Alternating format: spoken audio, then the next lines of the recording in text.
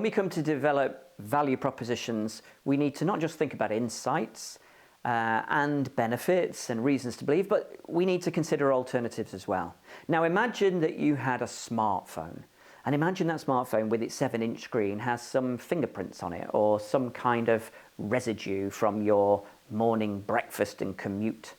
Now, you could have the alternative of wiping that with your sleeve or having some kind of screen cleaner maybe.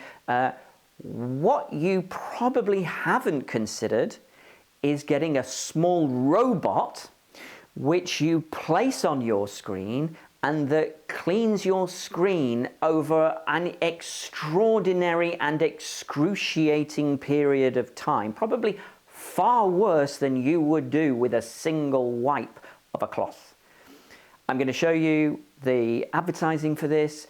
It's possibly an example of inside-out thinking without any boundaries.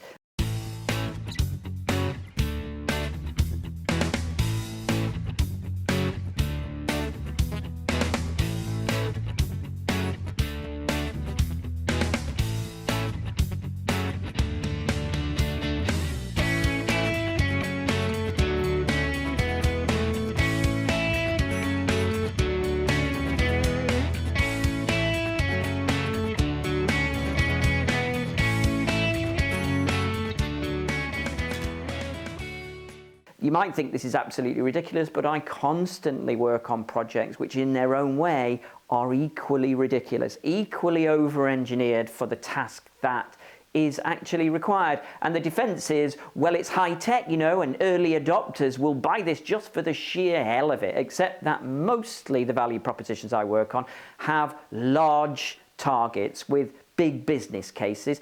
And then when you consider the number of people who literally brainlessly would buy a device like this, it never quite adds up to the extraordinary number of people that the developers of these products have promised their bosses will buy into it. And so it would somewhat undershoot the volume aspirations set for it. But anyway, if you think that a tiny screen cleaning robot for your iPhone is actually the world's best idea, then please leave me a message in the comments below.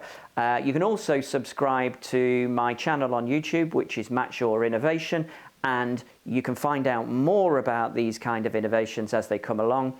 I'm an absolute curator of the world's worst value propositions, and I love to kind of look at products that are technology driven, which really struggle to have an insight or a meaningful value to the end consumer.